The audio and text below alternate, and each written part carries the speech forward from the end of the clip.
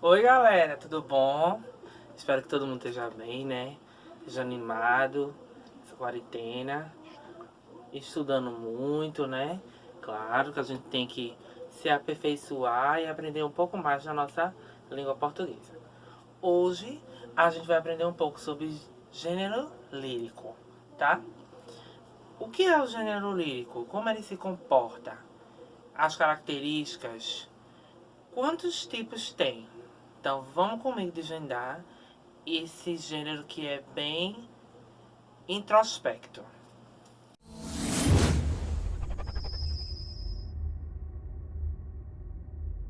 Vamos para a introdução. O gênero literário cultuado desde os tempos da antiguidade, do latim lírico, o nome faz referência ao instrumento musical de corda que os rapsodos, que eram dados aos nomes das pessoas que tocavam as liras, enquanto eles declamavam poesias e poemas, né? A gente lembra do quê? Dos trovadores, lembra do trovadorismo. Aqueles homens que tinham aqueles novelas de cavalaria, entre outros tipos, que declamavam poesias e poemas para suas amadas. Pronto. Ali começou o gênero lírico, que também é chamado de lirismo, tá?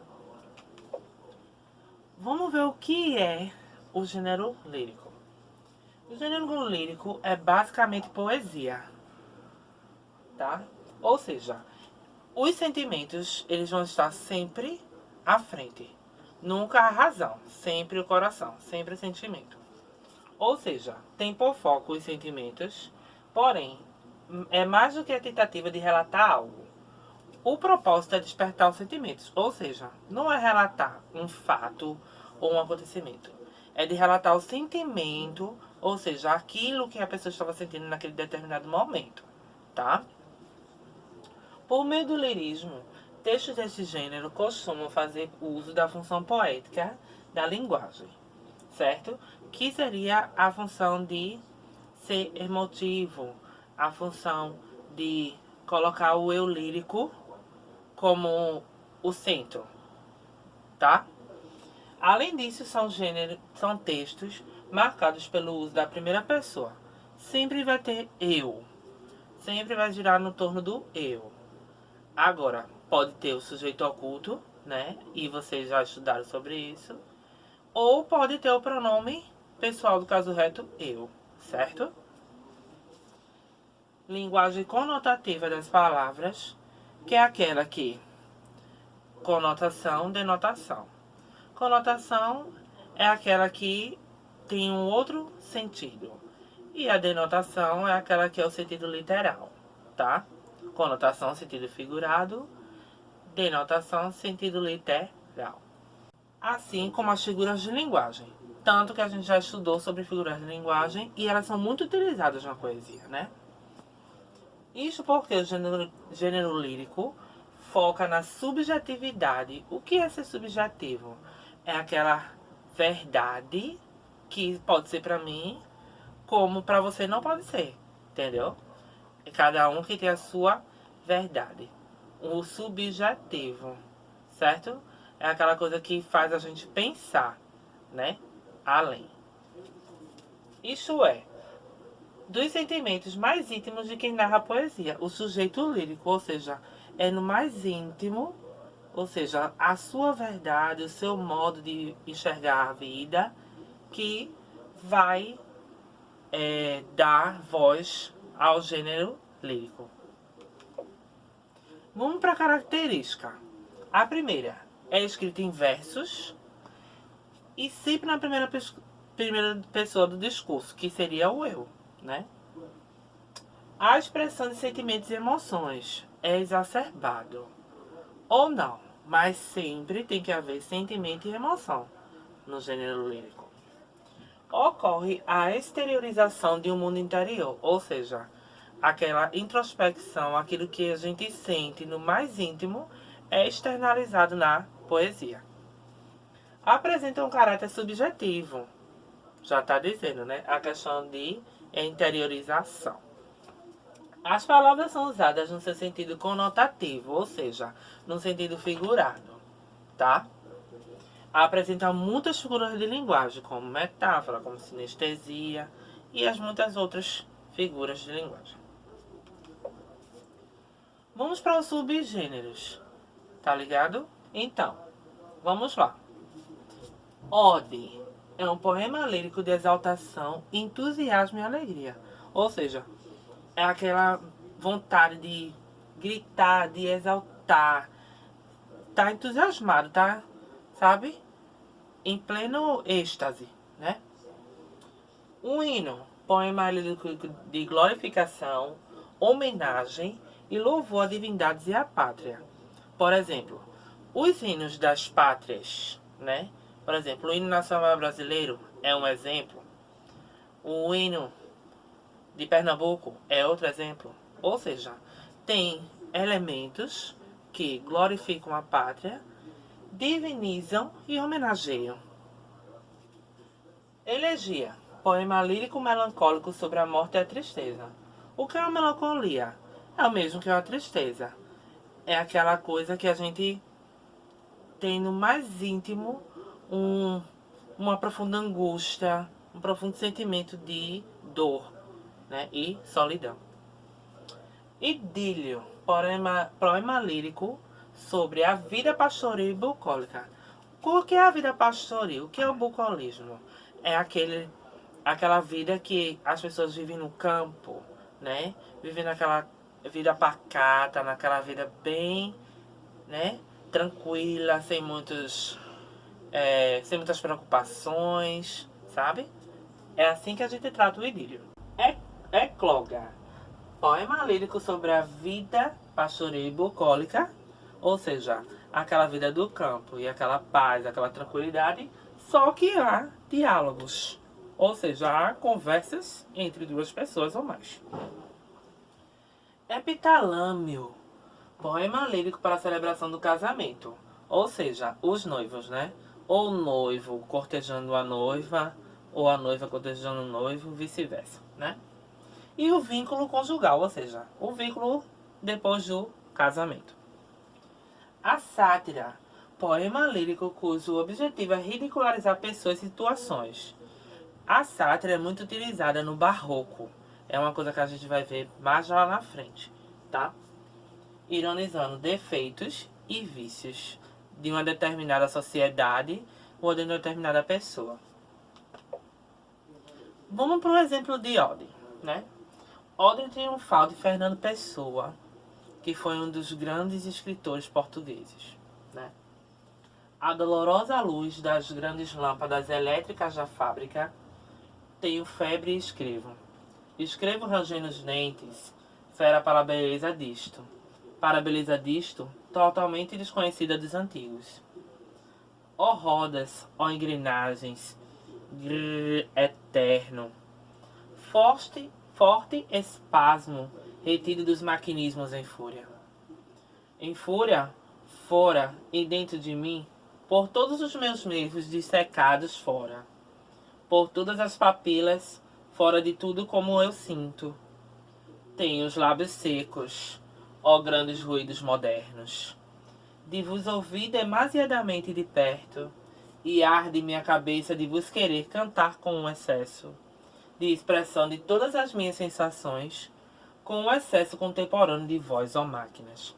Ou seja, o ode, ele está tratando do momento que ele estava vivendo, que era as máquinas que estavam chegando, ok? Naquele determinado local.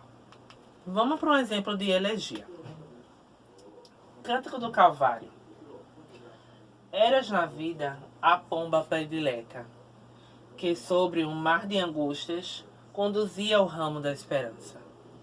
Eras a estrela que entre as névoas do inverno cintilava, apontando o caminho ao pegureiro. Eras a messe de um dourado estio, eras o idílio de um amor sublime. Eras a glória, a inspiração, a pátria, o porvir de teu pai. Ah, no entanto, pomba, varou-te a flecha do destino. Astro Engoliu-te o temporal do norte, teto, caíste. Crença, já não vives? Correi, correi, ó. Lágrimas saudosas, legado acerbo da aventura extinta. Dúbios a shortes que a tremer clareiam, a luz fria de um sonhar que é morto. Então, é uma coisa bem triste, né? Bem melancólico. Écloga. Aquela questão de ter na vida pastoril, mas tem o diálogo.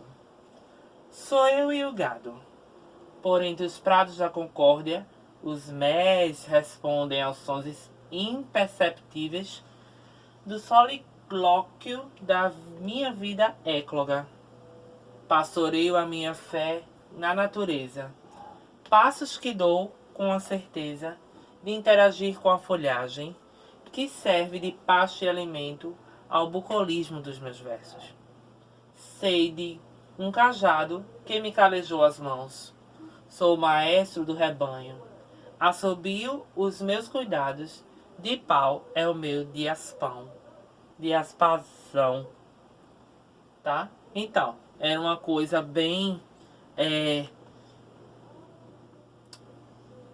bem tranquila, bem... assim... bem despreocupada. Não tinha tantos... a linguagem rebruscada, né? E era muito sentimento, tá? Epitálamo, que é aquela questão dos casados ou noivos. O alto fulgor dessa paixão insana há de cegar nossos corações, e deserdados da esperança humana, palmilharemos por escuridões.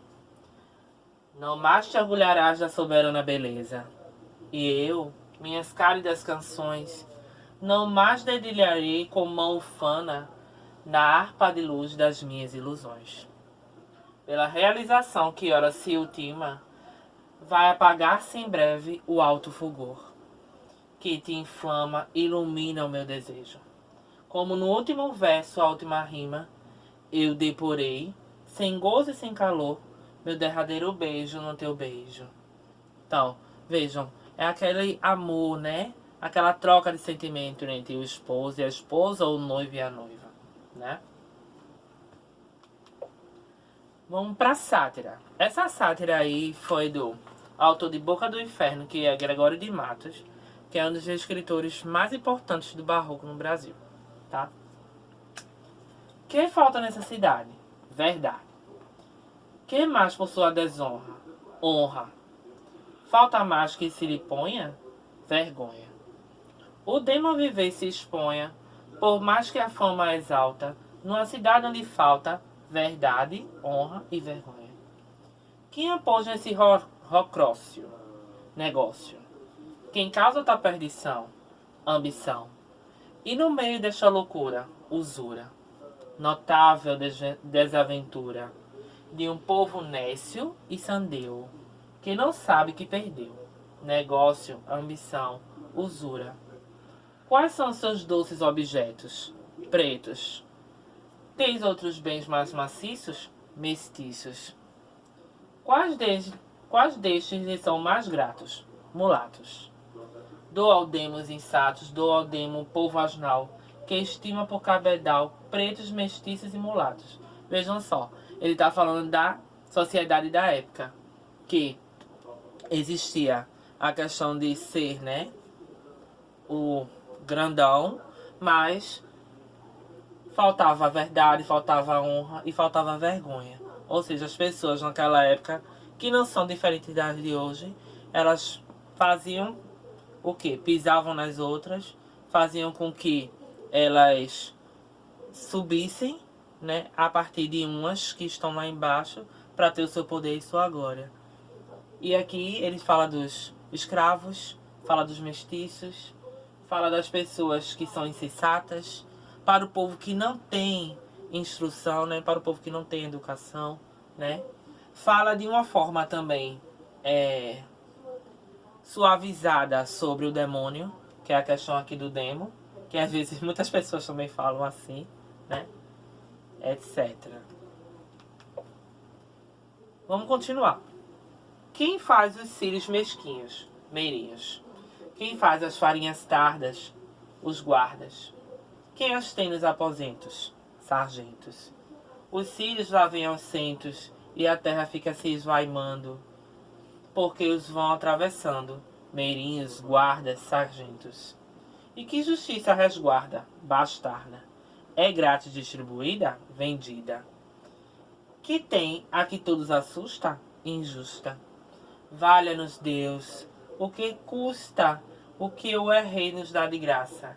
Quem anda a justiça na praça, bastarda, vendida, injusta. Quem vai pela cleresia, simonia, e pelos membros da igreja, inveja. Cuidei-lhe de quem mais se punha, unha. Vejam só, essa parte aqui é muito interessante, ó. Quando fala da justiça na praça, bastarda, vendida e injusta. Isso acontece ainda hoje também. A justiça era muito boa para os ricos e para os pobres ela não é. Ela é mais rápida para os ricos, para os pobres ela não é. E aqui também fala da igreja, né? Enfim. Sazonada caramunha, enfim, que na Santa Sé o que mais se pratica é simonia, inveja e unha. E nos frades há manqueiras, freiras, em que ocupam serões, sermões. Não se ocupam em disputas, putas. Com palavras dissolutas me concluo, na verdade, que as lidas todas de um frade são freiras, sermões e putas. O açúcar já acabou? Baixou. E o dinheiro se extinguiu? Subiu. Logo já convalesceu, morreu. Então fala da sociedade da época, que existiam prostitutas, que existiam as freiras e os sermões, mas que aquilo, mesmo tendo esse povo, essa religião toda exacerbada, mas existia um povo que era minoria, tá? Com isso, a gente termina a aula de hoje. A atividade que eu quero passar para vocês é a seguinte.